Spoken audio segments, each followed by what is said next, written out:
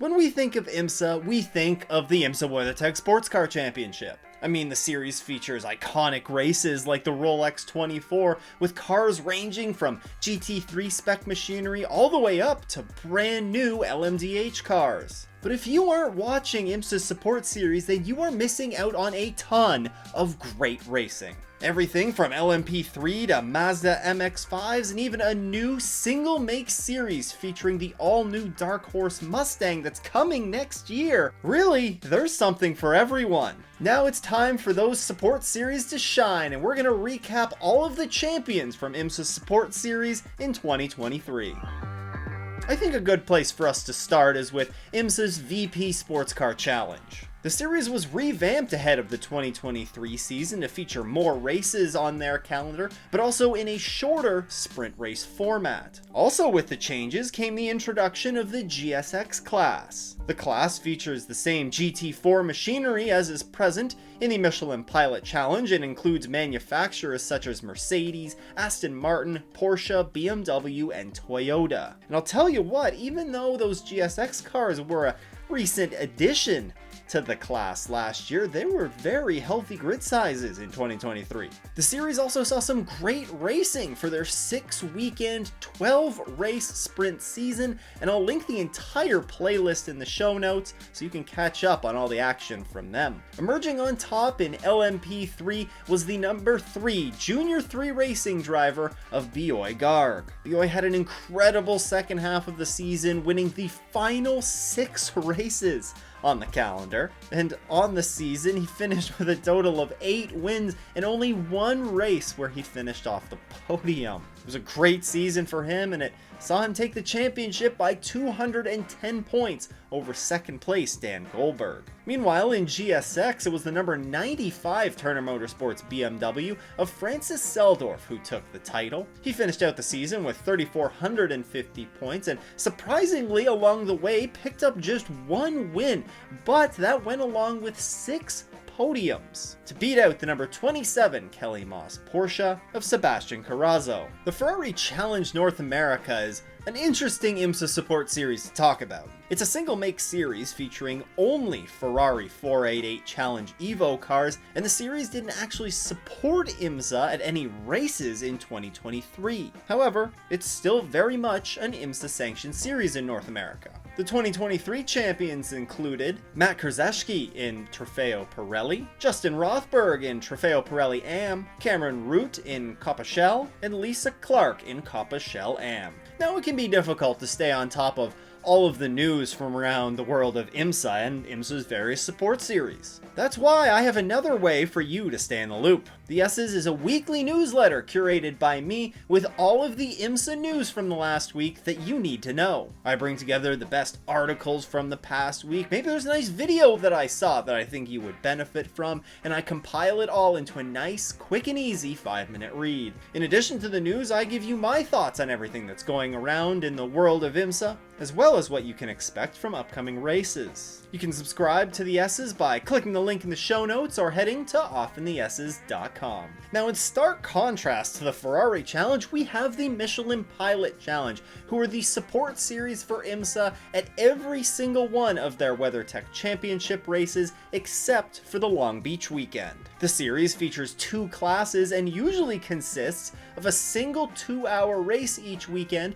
but there are also a couple of 4-hour endurance races that are added onto the schedule. One of the classes is the GS class, and it features GT4 spec machinery that's identical to that's featured in the GS class of the VP Sports Car Challenge. The result of having the same cars run in these 2 different series is there's a tremendous amount of crossover in teams and drivers that compete in these series. In fact, this year we would see the same team emerge victorious in both of those GT4 categories. Turner Motorsports in the number 96 BMW M4 GT4 that was driven by Vin Barletta and Robbie Foley would take the championship by just 10 points over the Rebel Rock Racing Chevy Camaro, and it would take some time for these results to be confirmed. You see, after the final race of the season, there was an appeal filed by Rebel Rock Racing.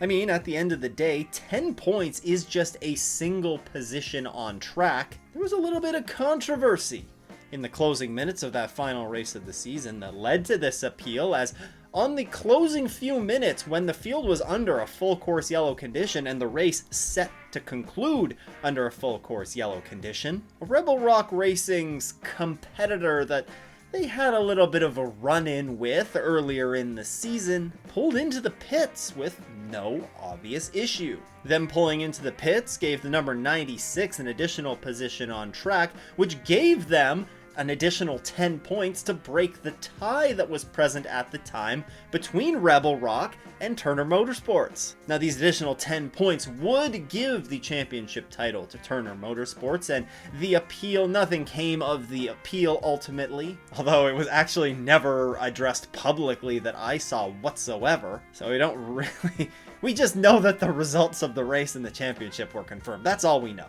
But despite that, Turner Motorsports was still a very worthy champion here.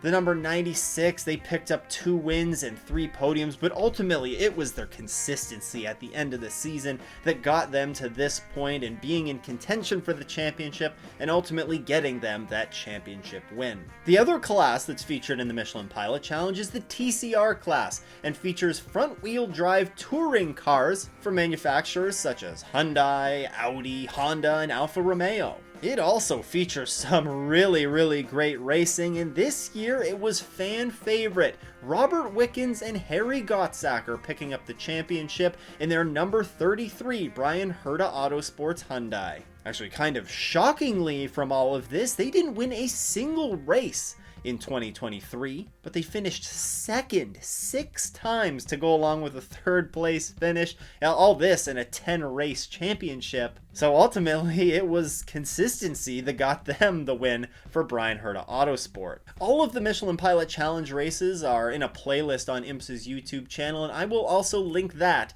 in the description. There's some great races in there, including Imsa's return to Detroit this past season, where the WeatherTech Championship is going to be heading next year, so I definitely highly recommend checking those races out. Next up is the Lamborghini Super Trofeo series, and honestly, this is a class that kinda grew on me this past season. It's a single make series, and the races that I saw before this year didn't really give me a whole lot to be excited about. I mean, other than those cars sounding incredible. But this year, despite what some of the end of season results look like, the quality of racing on track was actually pretty good. And there are teams such as Wayne Taylor Racing that are looking to provide sort of a path from this Super Trofeo series to the WeatherTech Championship, as they're actually going to be adding a car into the GTD class of Imsa's WeatherTech Championship next year, using a Lamborghini Huracan and actually featuring 2 of the drivers that won this championship last year. Those 2 drivers won the Pro class, and they're Danny Formal and Kyle Marcelli, and they didn't just win,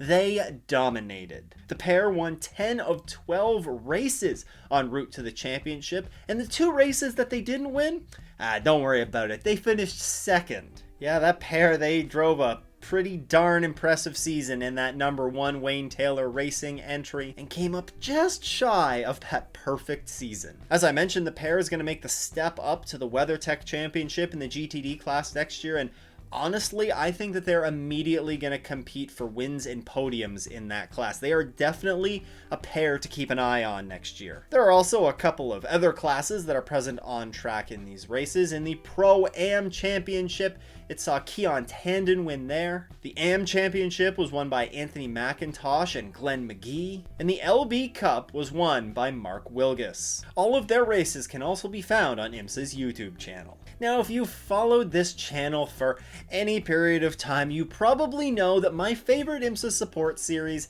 is the Mazda MX-5 Cup. The series features arguably the closest racing in all of IMSA and is literally just incredibly fun to watch.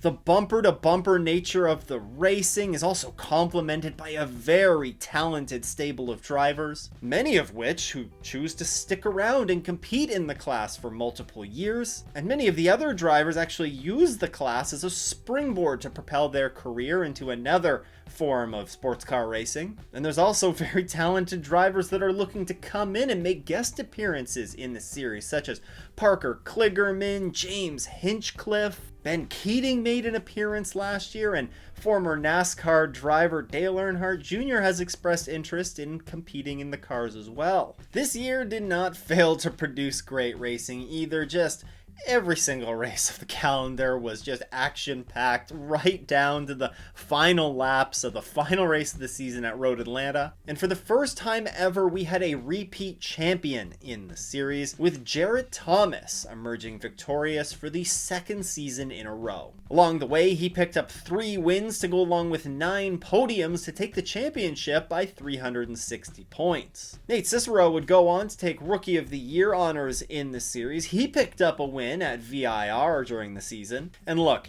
if there's only one support series that you're gonna decide to binge in the off season here, make it the MX5 Cup.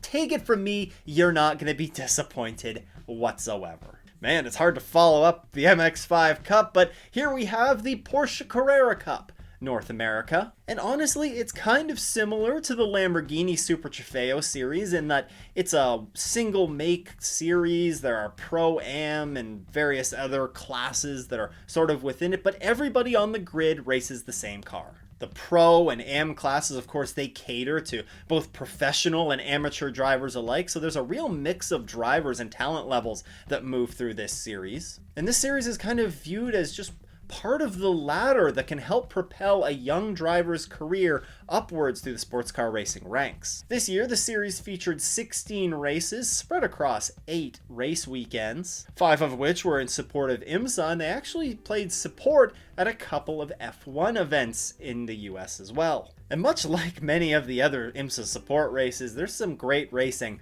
up and down the grid here as well. The Pro Drivers' Championship was a runaway this year, with Riley Dickinson winning 11 races and finishing off the podium just once en route to the championship. In the Pro-Am class, it was a dominant outing for Efren Castro as he took 7 wins en route to that championship. Meanwhile, in the Am class, it was Mark Kwame who held off a very strong surge in the second half from Scott Noble to take the championship by just 3 points. Like many of the other series that I've mentioned previously, all of the races for the Porsche Carrera Cup can be found on Imsa's YouTube page. Now, I truly believe that much of the racing that goes on in Imsa's support series is a little bit underrated, and I'm going to be putting out some more episodes in the coming weeks that cover some of Imsa's support series. In the meantime, though, you can go and check out this video on the Mazda MX-5 Cup. Once again, a big shout out to all of the Patreon supporters. If you too want to support the show,